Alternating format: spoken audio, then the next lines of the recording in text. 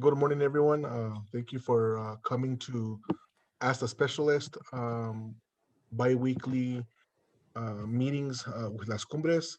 My name is Angelo Sandoval, and I am the coordinator for the Fatherhood program. Las Cumbres has been around in Los Alamos and Rio Arriba and Santa Fe for the last 50 years. The Fatherhood program has been in place since approximately 1996, so about 25 years. The program has gone through a few different coordinators. I am the most current one at the moment, and I have with me one of my co-facilitators, Joseph Wolf, who will introduce himself shortly. Just a little bit about myself. I am an LMSW, and I am working towards getting my clinical license hopefully soon. I have been working as a nurse in the Valley in Los Alamos for the last 15 years, and I've been in the medical field for approximately 22 years. I have been working in the counseling field for social work for about 6 years now. I started off at CYFD as an investigator and in-home services provider.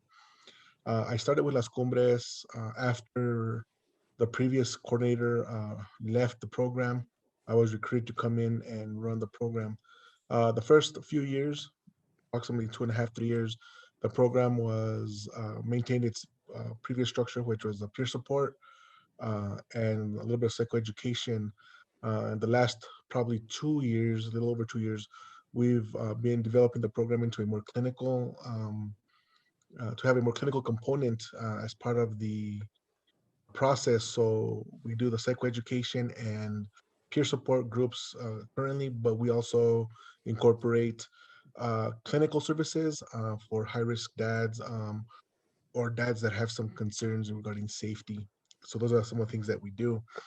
Um, some of the other services that we do have is the FIT program, which services 0 to 3. We also have the behavioral health program, which is uh, a component, which we're a component of. And to behavioral health, we service children from infant to 18. We're starting to service older kids now. Um, and we do provide family sessions, individual for children, collateral sessions for their parents to help support the family and to help families become as healthy as possible. Ask a Specialist is a program that happen service that we provide every on the second and fourth Fridays of each month. Uh, so, introduction. So, I've already introduced myself, so I'm going to let Joseph introduce himself. Yeah, thanks so much for having us here. It's really a pleasure to get to do this. My name's Joseph Wolf, and I'm a marriage and family therapist and working at Las Cumbres now for over 2 years, about 2 years, 2.5 years. And I am a part of the Fatherhood program, helping Angelo co-facilitate these groups with a couple other guys, and also doing family therapy and individual therapy on the behavioral health team, and also part of something called the Santuario de Corazon team, which helps work with families that have been separated at the border, immigrant families. Got into this field just, from my own experience with getting therapy and support, and really want to just give back and provide any opportunities I can to help families get reconnected, reunite, and have that strong unit that I feel like is so important for the community, for our just evolution as a society, to have a strong core family. And doing the fatherhood program has been amazing. I've learned so much and have had an opportunity to give a lot. And I think we're going to get into some more of the overview of what we do in that program and how we provide support and some of the interventions and skills we teach, and just giving dads an opportunity to connect with other dads and really get real and show what's going on for them, get kind of vulnerable at times, and get support from one another. So thanks for having us, and I'll turn it back to you, Angelo. So, the Fatherhood program Some of the services that are included within the context of the program is fatherhood and parenting groups, video workshops. We are doing Zoom primarily currently through the COVID-19 situation. We do individual therapy, father-child therapy, couples and family therapy, father-to-father mentoring, emotion and stress regulation therapy, co-parenting after divorce and separation, child abuse prevention education, and help understanding the legal system. So the target population that we work with primarily is fathers involved with family court services seeking custody after separation or divorce from the mother of the child, and those fathers who are involved with Children, Youth, and Families Department who are either under the investigation process, the in-home services program, or whose kids have been taken into state's custody. We also service other dads, new fathers, or just any dad that would need extra support to increase or improve their parenting skills. And also, we do also will provide services and support for a stepdad, a grandfathers, uncles, adult brothers. Any father figure who is in the life of a child is also welcome to participate in the program, so we can help support them and ensure that we have children with preferably with their father, but a male figure that can serve as a father figure at the bare minimum. So those are the primary and secondary populations that we service through the fatherhood program. So these are some of the statistics of father absences in the United States. And this is kind of overview how fatherlessness has um, increased between 2010 and 2019. Um, so just a little bit of data just for you guys to look at. And this is New Mexico, where in the Hispanic Latino community, we have seen a 3% increase in the last from 2010 to 2009. We did see a 3% increase in fatherlessness. um, in the non-Hispanic white population, we saw again a 3% increase in fatherlessness. And so this is what we're trying to address, is making sure that all that children have access to their fathers and fathers have access to their children, uh, so that we can improve outcomes with child development. So our program, we do have a focus on how we run the program. So we have what we call the child-centered wise mind. Wise mind is a concept that we teach through our dialectical behavioral therapy components of the program. And what we've done is we've actually put in place core values, which is safety, well-being, and best interest. So we want our the dads that we service to always focus on these three concepts as they're working through family court services, as they're working through CYFD, so that we teach them how to stay focused on the child and learn how to focus on what's impacting the child and help decrease the conflicts between the co-parents, or help decrease the conflict between CYFD and the parents. So we really want dads to really be focused and be child-centered.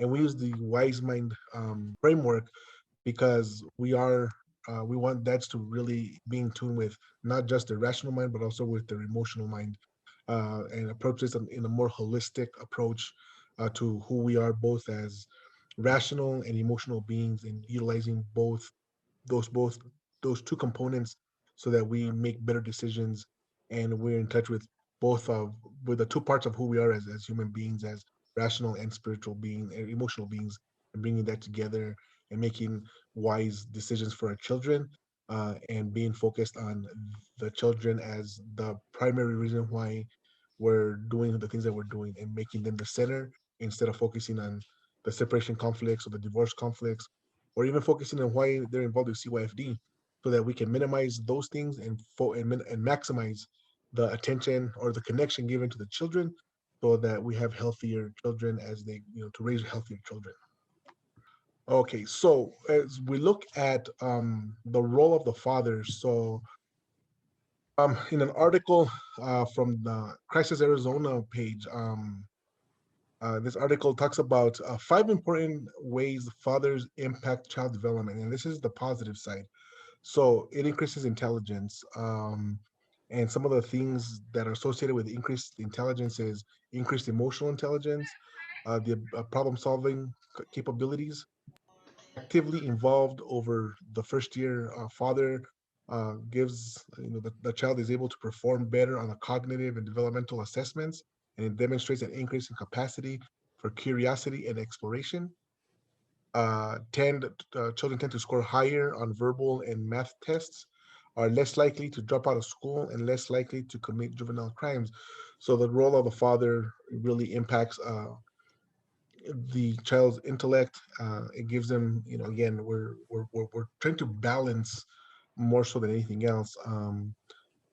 Sometimes we focus on what the child has, and we forget to address what's missing. So we do have a lot of great, strong mothers out there, but it's not about if a mom is strong or not. It's about what's missing. And the next couple of slides are going to show exactly the things that need to be in the child's life from the dad's role to improve or to have a good development as they grow older. So continued boosting confidence. Dads help kids understand how much they are valued and loved. Um, Dads help with higher self-esteem. Kids tend to be happy and have more confidence. They demonstrate higher tolerance for stress and frustrations. So dads give a different skill from moms in terms of dealing with stress and frustration. Less hesitation for fear in new situations. So, again, dads taking a different approach to how to deal with new situations, how to deal with um, meeting new people, how to navigate certain societal situations. So dads give a different perspective, and again, it goes back to balance. Increase the ability to resist peer pressure and stand up for themselves. So again, teaching the children how to draw boundaries and how to stick up for themselves in ways that are healthy. And that's what we want, is healthy and positive ways of dealing with negative problems. And that's, again, bring that balance to children. uh, when children need someone to look up to, so dads are part of that. They provide a positive male role model to help promote and reinforce behaviors. Tend to have fewer behavioral and impulse control issues. Again, men tend to be more on the rational side in how they approach things. So again, bringing that balance. Longer attention spans and higher level of societability. I tend to be more compassionate and generous. An increased awareness of the needs and rights of others. Again, teach bringing that balance. It always comes back to that balance between mom and dad. Mom and dad both contribute and provide a balance for their children. And what we're seeing a lot is when kids don't have a father, there's an imbalance, and we'll be looking at those in a few minutes. And the last two are provide a different perspective. Again, mom and dad um, approaching things to um, of different approaches to situations, and have a unique opportunity to share their perspectives on life and teach their kids valuable skills. And lastly, and most importantly, is feeling loved. Makes a child feel loved. That has a steady source of love and encouragement, helps ensure children grow up happy and healthy with higher self-esteem. So these are the five areas where really dads help promote the positive development of children. Joseph. Yeah, we really focus also on that balance you're talking about between a mom and a dad and the child, and then finding that balance for each individual dad internally in himself, which I think the wise mind kind of goes to, not getting too focused on just the rational and not just focused on the emotional, but getting that in between, in turn creates a place where the father has a clarity and opportunity to create a strong bond with the child and attach in a really positive way. And then as a result, we get all of these benefits of, mental health, higher, cognitive abilities, better social skills, all these things that can occur from the dad being in a place of having some balance within himself, and in turn passing that on to the child, which hopefully in turn passed on to the next generation. And the other thing that we're also the other thing is that we have to keep in mind is that we are child centered. So just because we're a fatherhood program doesn't mean that we automatically side with dad.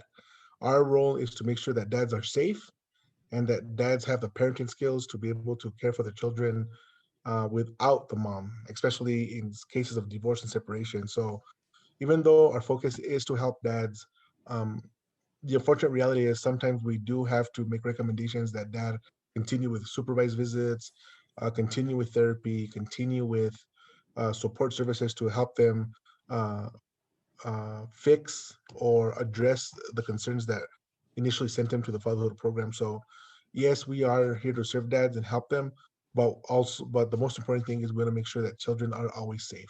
Safety is our number one priority within the context of the program and serving with dads. This is why we're starting to offer more clinical services for the dad and the child so that we can really assess dad's safety, ability to be a safe parent, and ability to implement the parenting techniques that we teach through the program. Um, some of the adverse outcomes of father absence is children have a perceived abandonment, attachment issues. We see this a lot uh, in young ladies. Um, there's this street in the streets they call with some of the young ladies they tease them about being having daddy issues. And when I was young I thought that that was just some kind of like just way to make fun of these young ladies, but there's actually some truth to that. Young ladies who don't have a father figure, a healthy father figure in their life, preferably dad, but at least a grandfather or an uncle or a good or a stepdad, they do tend to struggle emotionally and with attachment. So they do have emotional and attachment issues, and they can't hold. They struggle with having meaningful relationships because they're trying to. There's a part of that development, cognitive development, where they and emotional development where they are trying to replace the dad with potentially a potential mate. They tend to date older men, very dysfunctional relationships. So there is some truth to that daddy issues, quote unquote. Um, a teasing that would happen, that happens amongst kids. There is some truth to that, and that's one of the things that we want to make sure is that young ladies do have their daddies or at least a daddy figure to help them um, learn those healthy attachment and emotional regulation situations. And of course, we also teaching young boys how to treat their friends and how to treat young ladies and how to be gentlemen. So child abuse is also a big thing. We've seen that in New Mexico the last couple of years, where we've seen absent fathers and children, being abused and having some negative outcomes with that. Childhood obesity, criminal justice involvement, gang involvement, preschool, poor school performance, poverty, and homelessness and substance abuse. So, and it's also good to remember that not every child will have these negative outcomes, but the propensity of them having them is greater than not. So there are some kids who are brought up in single family homes who do have healthy outcomes, who do become successful, but statistically, there's more of a negative outcome versus a positive one. Joseph. I think that's a great point. Just that quote at the bottom is powerful to point out that not all children who are raised without a father are going to have these negative experiences. Single moms, grandparents raising grandkids can raise healthy kids, and we're not talking negatively about that, but just trying to have like a more holistic approach to how to have dads be there and be present, and even if they're not with the mom, just that presence in the life can add so much. And that idea of attachment, when we talk about attachment, that's a bond between a caregiver and a child, a feeling of a connectedness, and the importance of that is profound. And one thing we also talk a lot about is that that doesn't have to be done perfectly all the time. That when the modality we use called circle of security, it talks about the attachment and bond, the presence of the caregiver being there, even if it's just 30% of the time, produces really positive outcomes in the child's development. So it's not that we are telling dads they have to be perfect all the time, but just learning new skills to be there, as best they can, as much as they can. Of course, if you can do more than 30%, that's great, but even just that 30% provides such a positive development for the child. And the other thing that we also do in the fatherhood program is we also change vocabulary. So we help use words that have more of a positive impact, even if it's a negative situation. So for those of us who grew up in northern New Mexico, we probably remember the people telling us, don't hold your baby too much, don't give him too much. They're just looking for attention. Don't give them this. Don't do this. Uh, One of the things that we do is we change that word. We get rid of that word attention and we use the word connection. So when your child is having those tantrums and those meltdowns, we teach the dads to look at that as your child has disconnected from its stable source, so from their stability. So let's re-engage, let's reconnect, let's give them some connection so that those, going back to the positive developments, right? Feeling loved, feeling wanted, feeling secure. So we want to have the child connect to the secure base, which is, in the case of the program, right, the father, and changing that narrative to have a more positive or more healthy approach to even negative situations. And a lot of the dads do come back and say that when they start looking at it from a connectivity perspective, it makes a difference in how they approach their children, especially during meltdowns, during tantrums, during negative situations. So even changing words that have a more healthy viewpoint also helps. And also just that children aren't doing things just out of um, wanting to make problems or be problematic. There's something that's trying to be communicated. There's something that they're trying to express, and sometimes they don't have the vocabulary adults do. And it can appear to be a tantrum, or it can appear to be just, acting out in a certain way, but there's something that's wanting to be communicated. And we're really trying to help dads understand that and pick up on those cues and then attend to those cues. Back up just a little bit to what Joseph mentioned. So the two modalities that we use for the fatherhood program are circle of security parenting and dialectical behavioral therapy. Now, with the DBT, there's actually very specific lessons that we use for the fatherhood program. The lessons are really geared at emotion regulation. So we're trying to help dads stay focused and not allow their anger or their frustrations to overpower uh, their rational thinking and start, reacting in negative ways. So we're really trying to help dads really stay focused, and not allow, and to help them regulate their emotional responses. And also, we do have some fathers who do struggle with anger issues, who do have history of domestic violence. So we're trying to help them learn how to manage that anger, how to uh, how to differentiate emotion from behaviors, and how we want to help control those emotions, how we want, or how to manage the behaviors, how to make better decisions and how they express that anger, and that they're doing it in a healthier way. So instead of hitting, going for a walk. So we're, deep breathing, thought stopping exercises. These are some of the things that we do through the individual side, but we do some of it also through the group. We teach breathing exercises. The wise mind is very important because it allows the dads to really be in touch with both part. Again, going back to the both parts of the human experience, of the rational and the emotional, and bringing it together as one. And then we also do talk about, we teach them communication skills as part of co-parenting. So we do teach the dads some skills.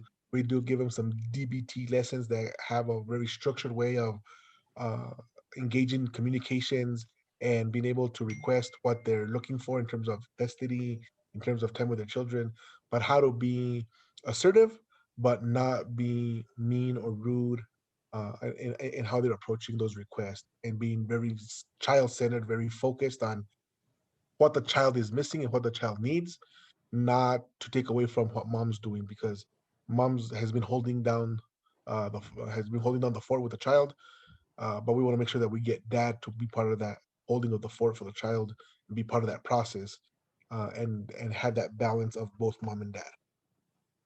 I mean, a lot of it, again, with what you're saying, how we help dads reframe language, reframe perspectives.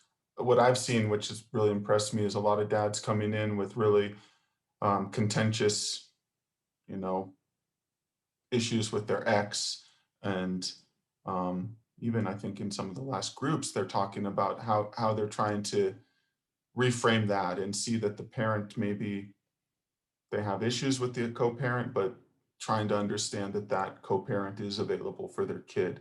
And just by letting that um, sink in and kind of bring out a different perspective, that the child's the main focus and that they're not needing to be in the same, challenging, contentious relationship with the co-parent, it really benefits the kid a lot, the child a lot, from what I've seen.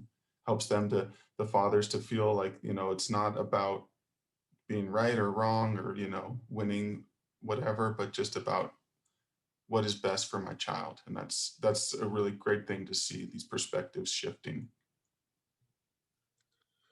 And then some other just logistics about the fatherhood program. It does run for 16 weeks. So we run three separate sessions. One starts in January, one starts in May, and one will start in August. Los Alamos will follow the same schedule as the Espanola group, in terms of the number of weeks, when they start, when they finish. And the reason why we're doing this is so that we have consistency, and of course, to help each other out in terms of, if there needs to be days off or emergencies happen, that as the facilitators can help each other out, and we're always on the same page. um, we're also going to be adding a Spanish group, in Española, and if there's a need in Los Alamos, of course, we'll work that in as well for Los Alamos, a Spanish group. The Spanish group will be about 85% mirroring the English group. There's a handful of materials that I don't have in Spanish yet, but the core stuff will be in Spanish. So, Circle of Security and DBT will be 100% mirrored in both languages, Spanish and English. So that's a huge um, positive thing for the program, is that we can offer the core materials in both languages for non-English speakers and for our English speakers. So that's a huge thing for us to be able to provide at least the core um, stuff to non-English speakers.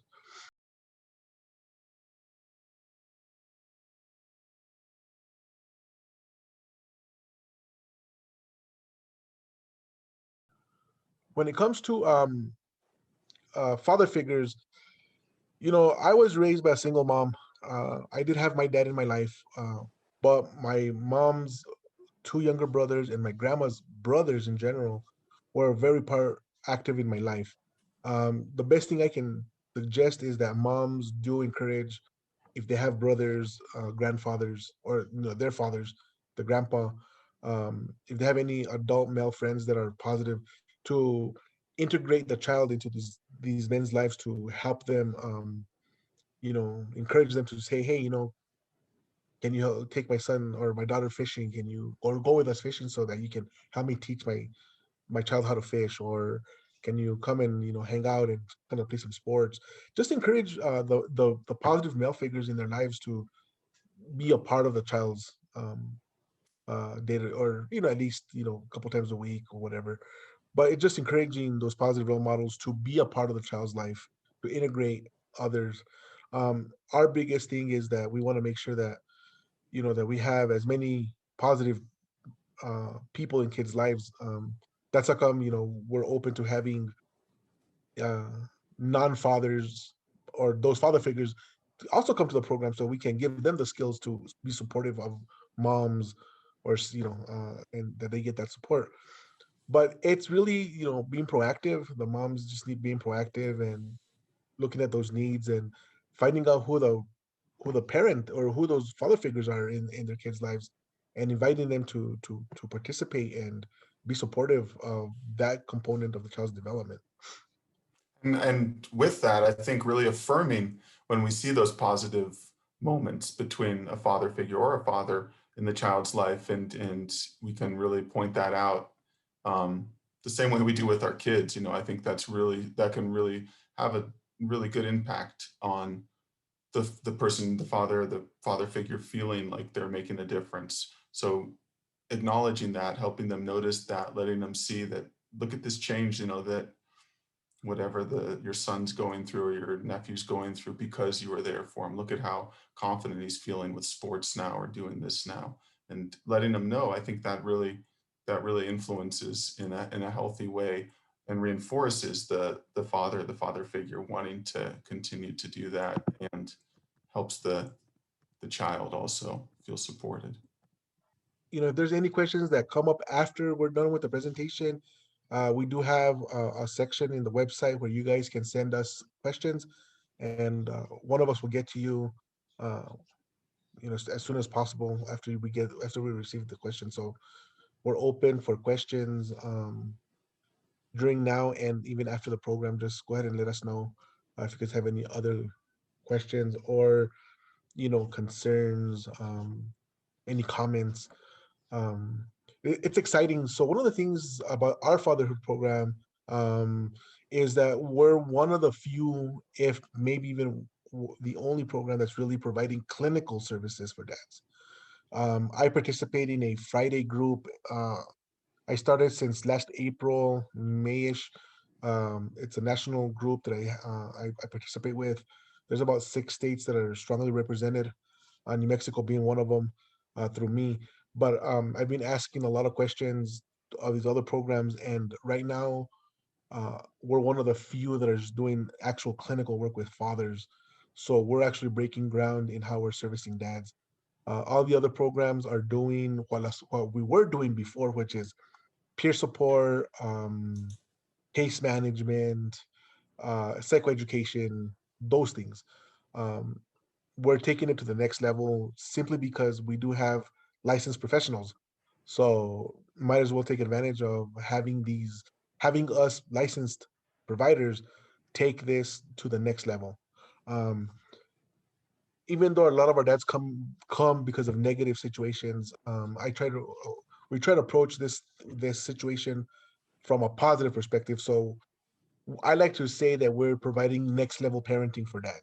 Next level, instead of having that negative viewpoint of, oh, you're here because you got in trouble or because you're doing negative things. We try and utilize a more positive outlook and saying, let's take your parenting to the next level.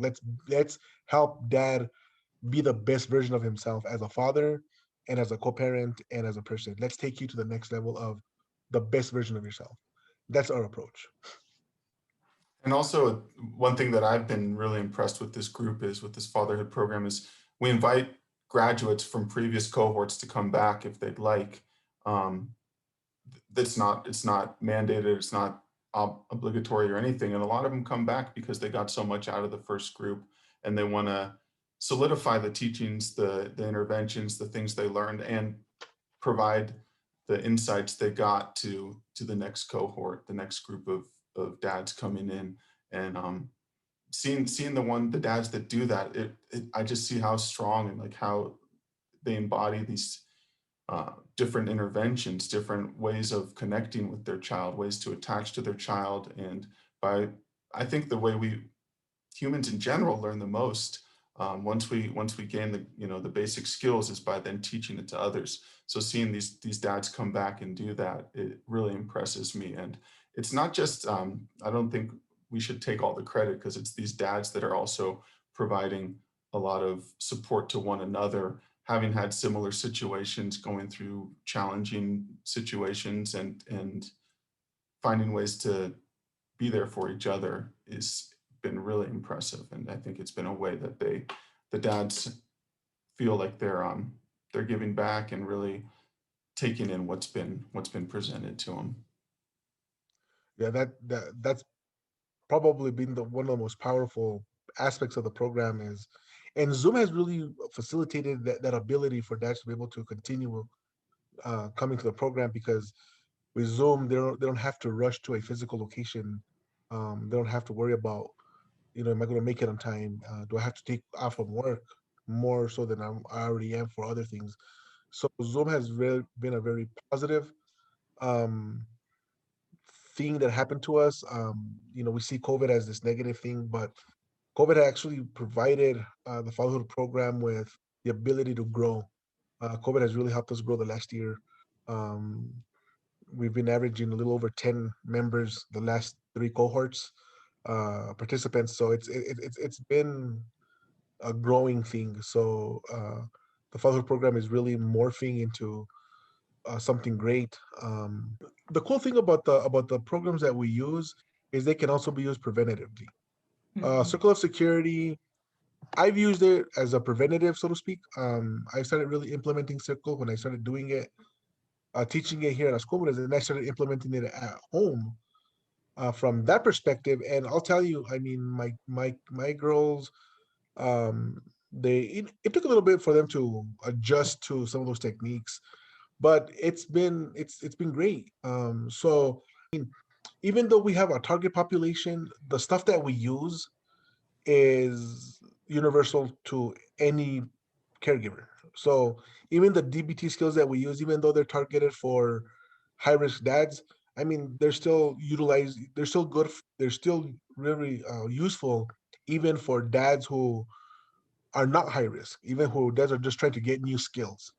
Um, because at the end of the day, it's really just learning new skills. It's learning how to implement something different. The other reason why I really love Circle of Security is because it's not directed at any particular culture or ethnic group, but it can be integrated into any culture or any ethnic traditions. So, we can, uh, I think the August to December group, I think, was our most diverse cohort, where we really had a lot of different backgrounds.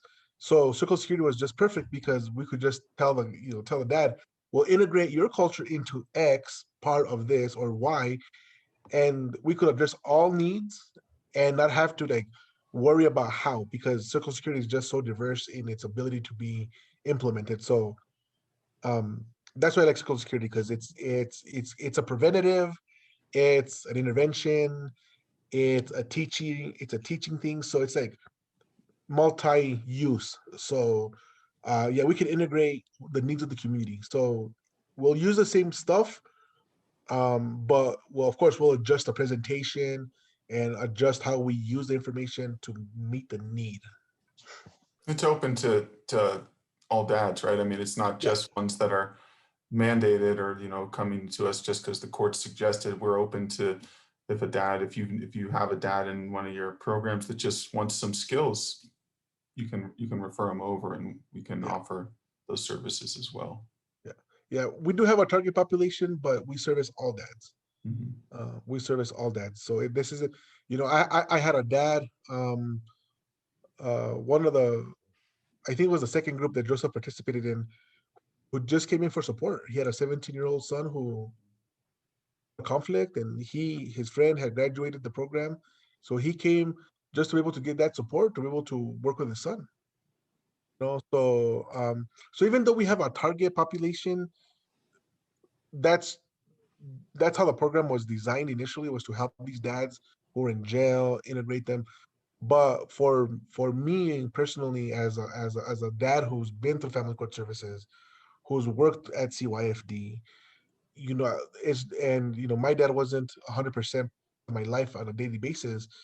For me, it's just helping dads being in their kids' lives, even if they're still in the home, because a lot of times, just because the dad's at home doesn't mean that he's emotionally attached to the child, right?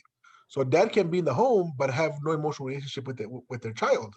So it's the same thing as not being there. Just because their body's there doesn't mean that if their mind's not there, then their body's is just it's just a shell, right? So we want to help all dads be fully present with their kids, whether they live in the home or not. This is about dads being actively involved in their children. Um, so we want to service any dad that needs that support. Even though we may have a target population, but we want to service as many dads as possible. Joseph, thank you. Joseph has really been an inspiration to building this program. Uh, Thanks so much, guys. Yeah, I really appreciate getting to be here and share about our program.